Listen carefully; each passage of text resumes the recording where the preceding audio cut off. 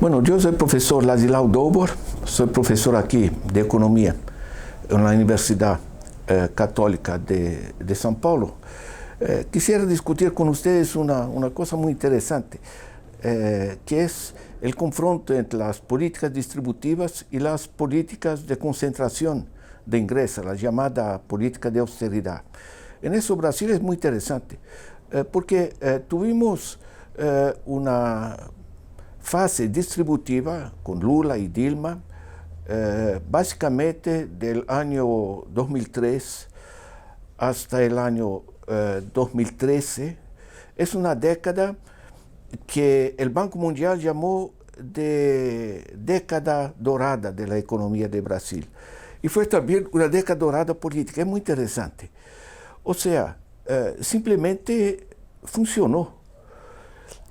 Y después tuvimos una ruptura política, social, y esa ruptura llevó a un otro tipo de economía basado en la austeridad.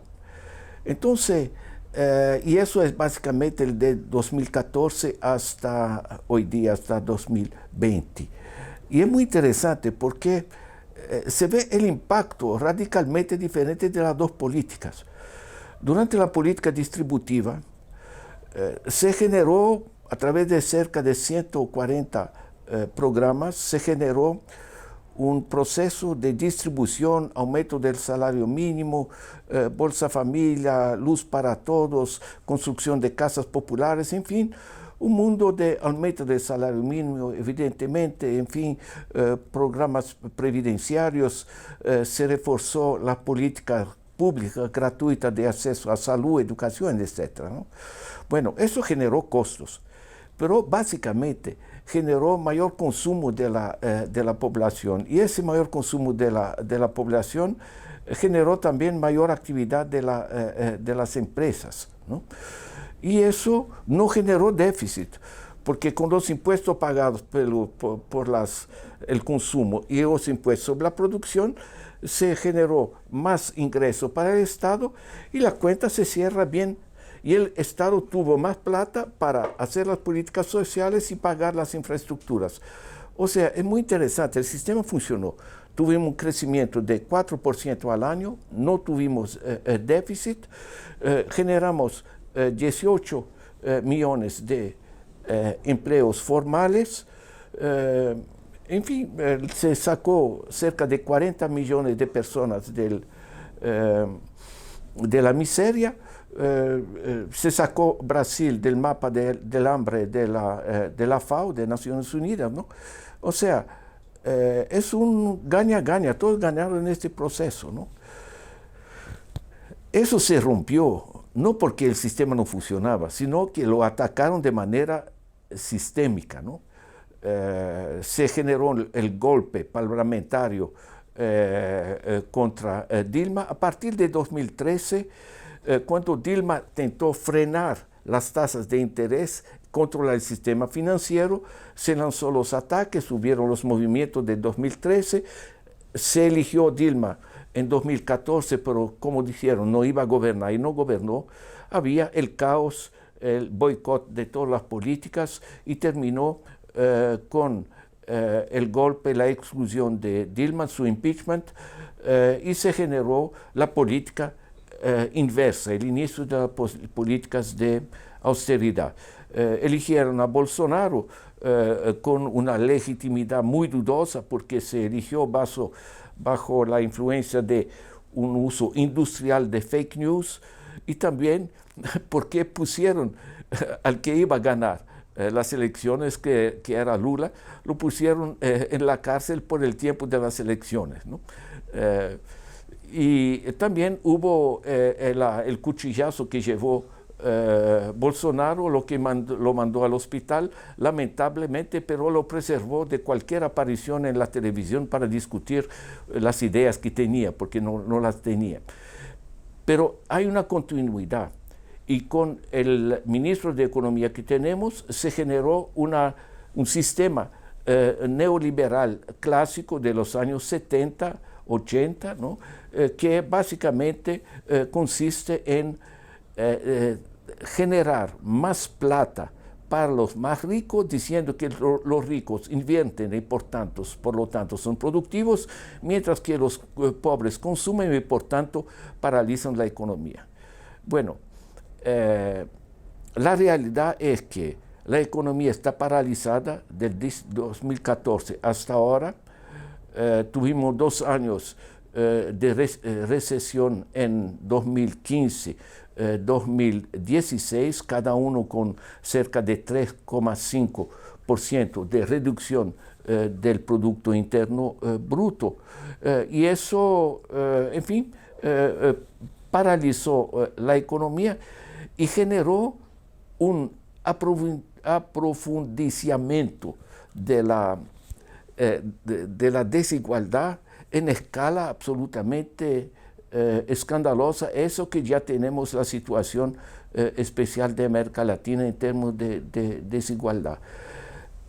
Lo interesante es mirar para dentro del proceso de austeridad que se generó, porque estamos acostumbrados a entender la austeridad generada cuando no se aumentan los salarios, cosas del género. Pero aquí, en gran parte, se utilizó el endeudamiento de la población en general, de los consumidores, el endeudamiento de las empresas y el endeudamiento del Estado.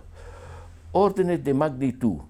Las familias pagan en la carta de crédito, pagan cerca de 250%.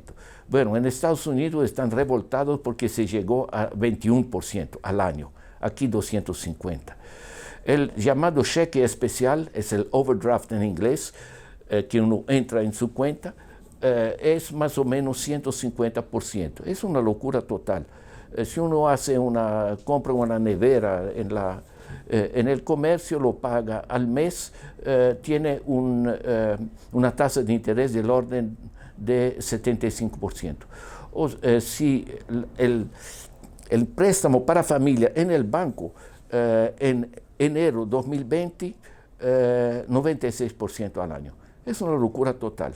O sea, se generó un sistema de usura y esa usura trabó el consumo de las familias. Nosotros tenemos hoy día 64 millones de adultos que están en situación de bancarrota en términos de deuda, no logran pagar, no consiguen pagar lo que ya compraron, que dirá comprar más cosas. O sea, se paralizó el principal motor de la economía, que es la demanda popular. Y con eso, las empresas no tienen para quién vender. Las empresas hoy día en Brasil están trabajando a menos del 70% de su capacidad, lo que es una idiotez, porque cuando se reduce el ritmo de producción de las empresas, también se generó el desempleo. El desempleo pasó del 5%, fase Lula, hasta al 12% actualmente. Entonces, se paralizó simultáneamente el consumo de las familias y la producción de las empresas. Y las empresas no es necesario para ellas, las empresas productivas, no los bancos, en fin. Ellos no necesitan de discursos ideológicos neoliberales.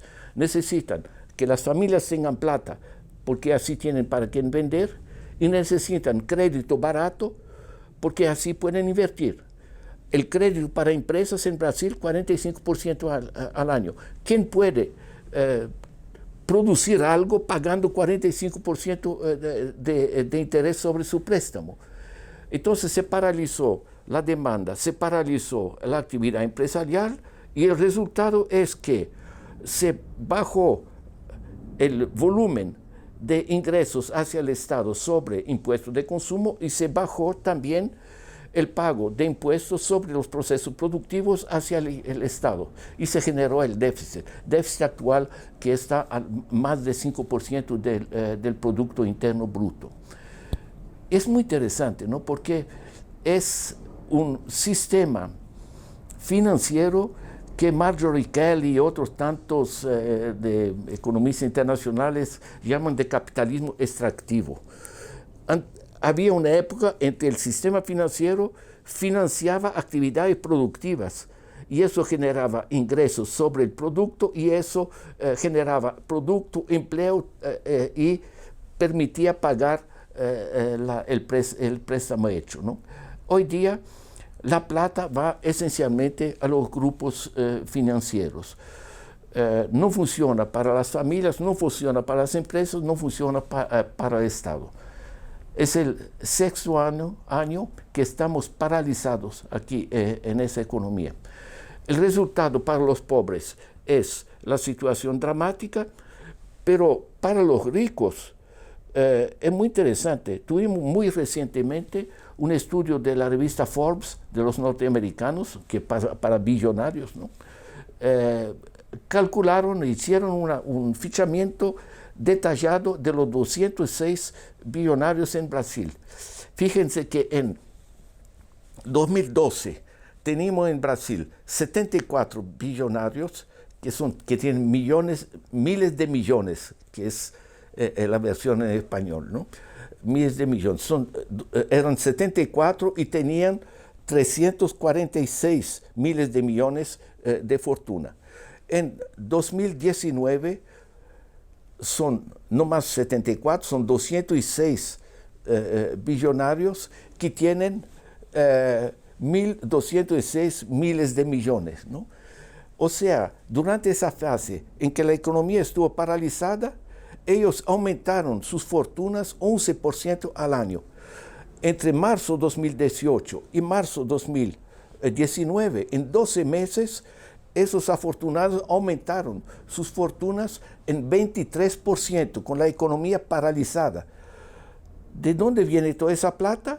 Viene justamente del bolsillo del pobre que le cobran tanto de interés, del bolsillo de las empresas productivas y de la plata que no pagamos al Estado bajo forma de impuestos.